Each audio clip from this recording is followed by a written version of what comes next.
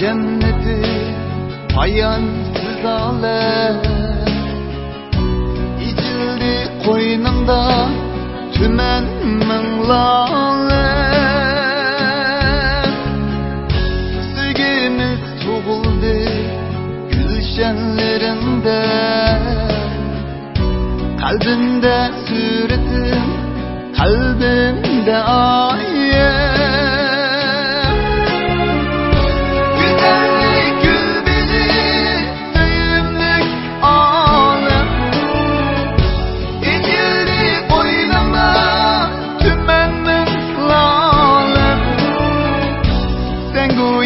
Tügimez bir isildasam, yakşılar yolga ayanda zalim. Tandaysız mihringe toldu piyalem, her günüm men üçün köngüllük ayet.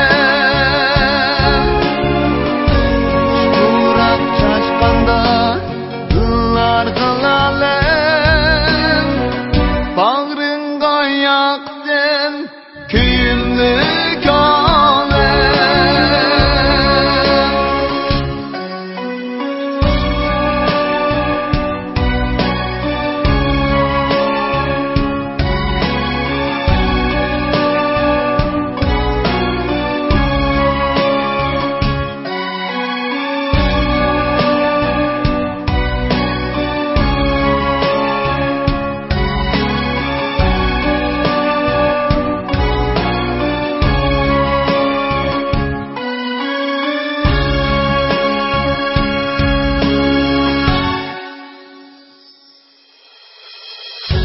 İnsanlar cenneti payansız alem,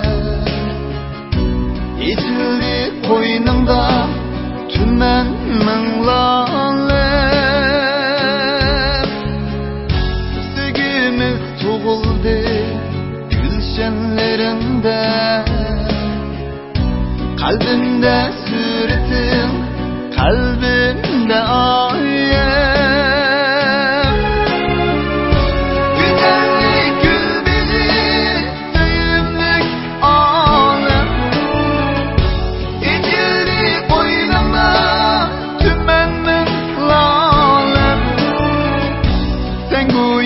Tügimez bir isildasam, yakşılar yolga ayanda zalim. Tandaysız mihringe toldu piyalem,